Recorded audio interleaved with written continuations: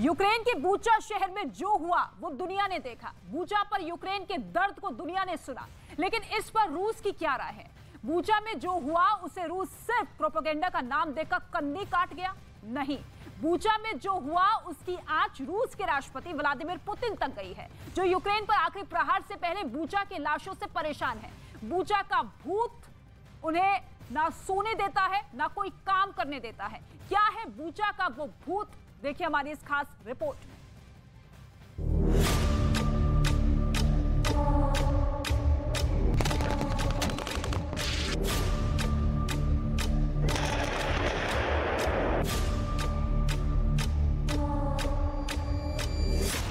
अगर ये युद्ध है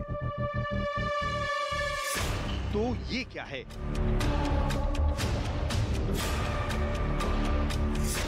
अगर ये वर्चस्व का खूनी खेल है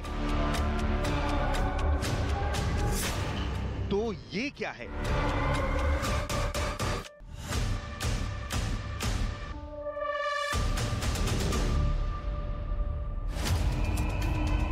बूचा की सड़कों पर नजर दौड़ाएंगे तो दिखेगा जैसे मौत ने इन सड़कों पर तांडव किया हो, और सड़क पर पड़ी ये लाशें जैसे चीख रही हैं कि आखिर उनका क्या कसूर।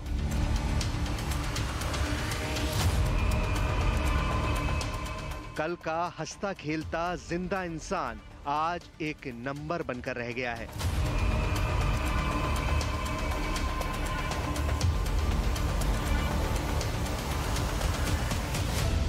अतिक्रमण, अधिकार और अहंकार से उपजे हालात ने यूक्रेन के बूचा शहर को शमशान में बदल कर रख दिया है।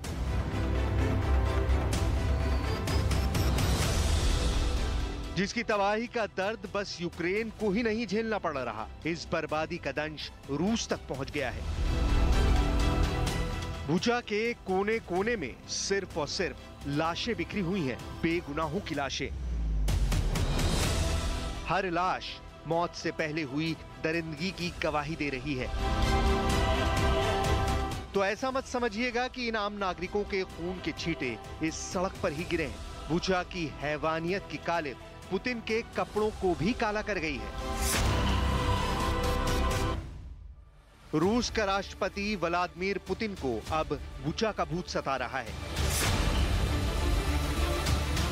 सही सुना आपने, बूचा का भूत।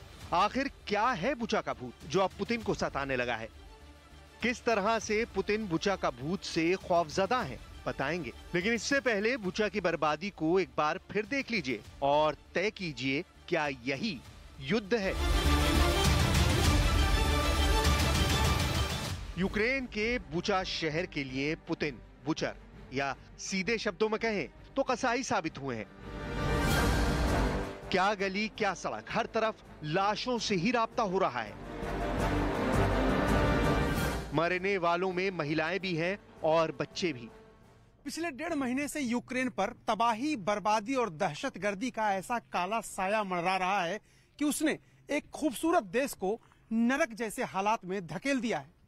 जब लड़ाई होती है तो उसके शिकार बच्चे सबसे ज्यादा संख्या में होते हैं, और रूस के सैनिकों ने यूक्रेन में बच्चों को भी निशाना बनाया, जो आज नहीं तो कल आगे चलकर यूक्रेन के भविष्य की नई इबारत लिख सकते थे। जैसे रूसी सैनिक बूचा में कुछ भी नहीं छोड़ना चाहते थे, जैसे उन्हें अपनी हर एक हरकत के लिए मेडल दिया जाने वाला है, अमानवीयता का मेडल। इसके बावजूद वहां कुछ लोग बच गए जो रो रहे हैं, बिलख रहे हैं, अपनों को याद कर रहे हैं, पुतिन की रेड आर्मी की हैवानियत बयां कर रहे हैं। Ми сиділи вдома. У нас дом на 2 половини. Ми сиділи в цій половині і чуємо взрив. Нашу половину взорвали. Потім стрільба по окнам. Виходіть. Олег вийшов. Не стріляйте, тут мирні. Руки. Він, батько, руки отак. Я за ними слідом вийшла. Чому ви прячетесь? Я говорю, нам страшно, ви стріляєте. Вы не видите, мы русские. У нас георгиевские ленточки. Вони всі в георгиевских ленточках були. Олега и первым делом на колени в висок выстрелили, полголовы отлетело и все. нам говорят. А я около нього кричу, говорю, убий мене, убий. Я А еле він на ее мене оторвал. ствол Я еле оторвал наставляє, отсюда. а у мене ще кот був. Я говорю, ऐसा नहीं है कि तबाही की इंतहा सिर्फ बूचा शहर में ही की गई। यूक्रेन के सबसे बड़े अभेद्य किले कीव के आसपास 50 किलोमीटर के दायरे में लगभग सभी शहरों को जमींदोज कर दिया गया है। कोई इमारत नहीं बची है, खंडहर हो गए हैं शहर। लेकिन इस बीच कुछ लोग अब भी हैं हमारे जैसे, जो पूरी दुनिया को युद्ध की विभीषिका का दृश्य दिखा रहे हैं और हालात बता रहे हैं।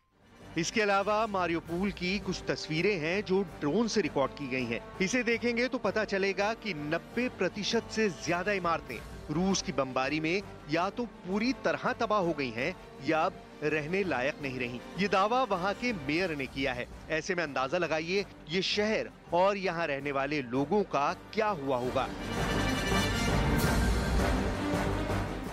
4.5 लाख की आबादी वाले मारियोपोल से 3 लाख से ज्यादा लोग शहर छोड़कर जा चुके हैं।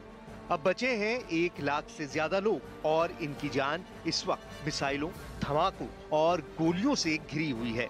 जंग तीसरे महीने में चल रही है, यानी फरवरी में हमला किया, मार्च में युद्ध तेज हुआ, अप्रैल में भी ये युद्ध थमता हुआ नजर नहीं आ रहा। ऐसे में यूक्रेन पुतिन के लिए एक बुरा ख्वाब साबित हो रहा है। तो बुचा का भूत पुतिन के पीछे पड़ गया है।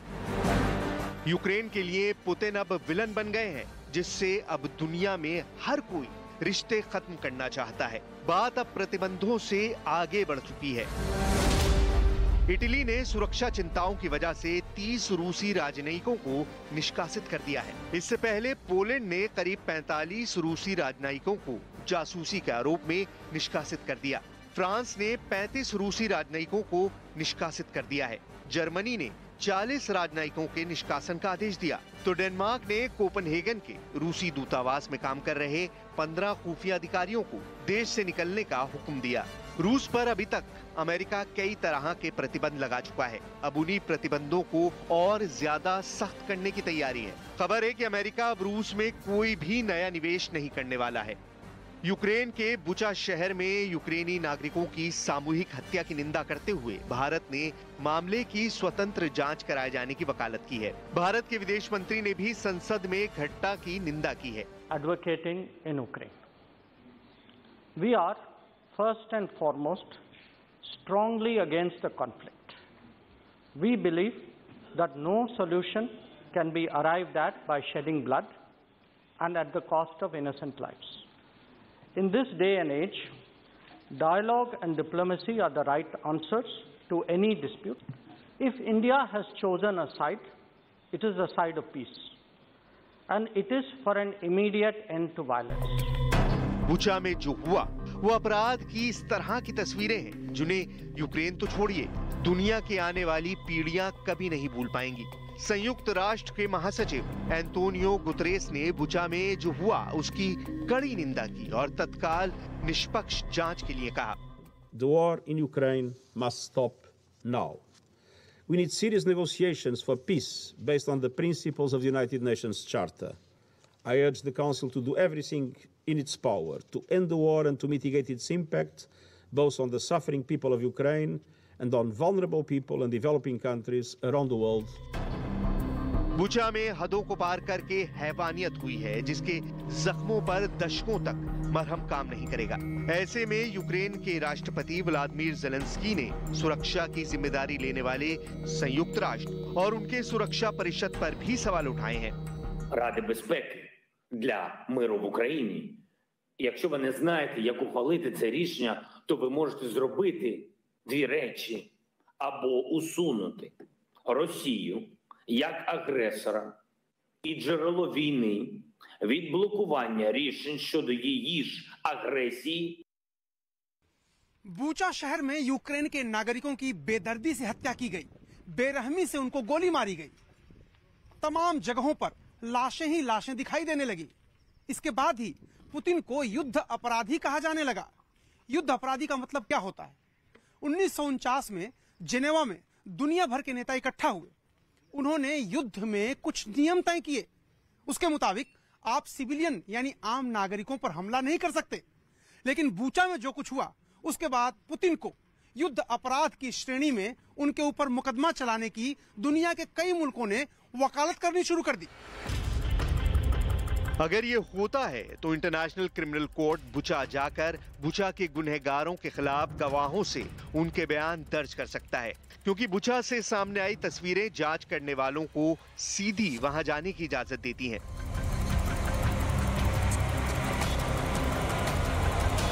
इसके अलावा यूक्रेनी सेना ने कुछ रूसी सैनिकों को भी बंधक बनाने का दावा किया है। उनके बयान भी लिए जा रहे हैं। इस सबसे ऊपर सवाल है कि क्या इंटरनेशनल क्रिमिनल कोर्ट में पुतिन पर केस चलाया जा सकता है। कोर्ट को पहले ये देखना होगा कि बुचा की बर्बरता के लिए कौन जिम्मेदार है। सैनिकों और कमांडरों के खिलाफ केस चलाना ज्यादा आसान होगा। जांच करने वाले पुतिन को भी घेर सकते हैं, जिसके लिए उन्हें ठोस सबूत देना होगा कि पुतिन ने ही बुचा के नरसंहार के आदेश दिए और युद्ध अपराध किया, या फिर वो जानते थे कि युद्ध अपराध हो रहे हैं जिन्हें रोकने में नाकाम रहे। इंटरनेशनल क्रिमिनल कोर्ट ने 28 फरवरी को यूक्रेन में रूस के खिलाफ जांच करने की बात कही थी, जिसमें सबसे बड़ा पेच ये फंसा कि रूस और यूक्रेन दोनों ही आईसीसी के सदस्य नहीं हैं। ऐसे में यूक्रेन के लोगों को रूस पर बिल्कुल भरोसा नहीं है। यूक्रेन की एक सांसद का तो बुचा की तस्वीरों को देखकर जिनेवा कन्वेंशन पर से ही विश्वास उठ गया है। Watching how we are dying and talking about Geneva Convention, maybe you should call Putin and talk to him about Geneva Convention, about naked women that I have seen in Bucha who were ran over by tanks. Was this according to Geneva Convention, maybe? Or like, what are the things that you are talking about Geneva Convention? Who are the organizations that will be enforcing Geneva Convention? I have questions to you. I think UN failed. NATO failed. बुचा का भूत Putin के माथे पर मंडरा रहा है। एक तो उन पर वॉर क्राइम जैसे खौफनाक अपराध का आरोप लग रहा है, तो दूसरी तरफ यूक्रेन और रूस के युद्ध में माइंड गेम बहुत हाई लेवल का चल रहा है। जेलेंस्की ने सरेंडर करने वाले रूसी फौजियों के लिए बड़ा इनाम रखा है। अगर रूस के फौजी टैंक के साथ सरेंडर करते हैं तो उसे भारत की करेंसी के मुताबिक 75 लाख रुपए दिए जाएंगे। कोई बख्तरबंद गाड़ी लेकर सरेंडर करेगा तो उसे 7.5 लाख रुपए दिए जाएंगे। लेकिन अगर कोई रूसी पायलट फाइटर जेट लेकर यूक्रेन में सरेंडर करता है तो उसे 7.5 करोड़ रुपए दिए जाएंगे। कोई पायलट हेलीकॉप्टर के साथ सरेंडर करता है तो 4 करोड़ रुपए दिए जाएंगे। यूक्रेन ने कहा कि ऐसे रूसी सैनिकों का नाम गुप्त रखा जाएगा और उन्हें किसी तीसरे सुरक्षित देश में भेज दिया जाएगा। what Russian military did in Bucha while keeping the city under their occupation. But the world has yet to see what they have done in other occupied cities and regions of our country. Ukraine पर रूस के हमले को 40 से ज्यादा दिन का वक्त हो चला है। पुतिन जो चाहते थे वो अब भी हासिल नहीं कर पाए हैं। जेलेंस्की भी मैदान में डटे हुए हैं। पुतिन कभी 2 कदम आगे तो कभी 4 कदम पीछे चले जाते हैं। किसी दिन ताबड़तोड़ हमले करते हैं तो किसी दिन रूस की फोर्सेज एकदम सन्नाटे में रहती हैं। सवाल यह है कि पुतिन के दिमाग में क्या है। सवाल यह है कि क्या यह युद्ध अब खत्म होने की कगार पर है या और ज्यादा भीषण होने वाला है और आगे चल करके विश्व युद्ध की शक्ल लेने वाला है। कीव पर कब्जे की फिराक में पुतिन नए नए प्लान बना रहे हैं। वो बार बार अपना टारगेट बदल रहे हैं, जिसमें रोज सैकड़ों लोगों की जान जा रही है। लेकिन लाख कोशिशों के बाद भी पुतिन की रेड आर्मी कीव पर अपना झंडा नहीं फहरा पाई है। ऊपर से बुचा के भूत ने पुतिन के रातों की नींद और दिन का चैन उड़ा दिया है और इसी बात से झल्लाए पुतिन हथियारों की हनक दिखा रहे हैं। यूक्रेन के नए नए शहरों को टारगेट कर जेलेंस्की को झुकाने की कोशिश में जुटे हुए हैं। लेकिन यूक्रेन के शहरों में बरसती मिसाइलें और यूक्रेन के अडिग रहने की नीति से लग रहा है कि जंग लंबी खिंचेगी।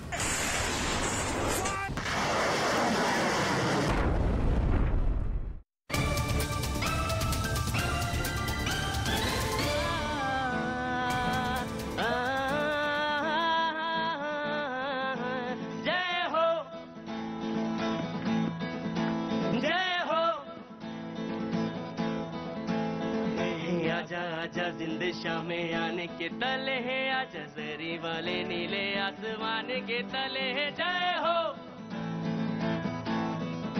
जय हो जय हो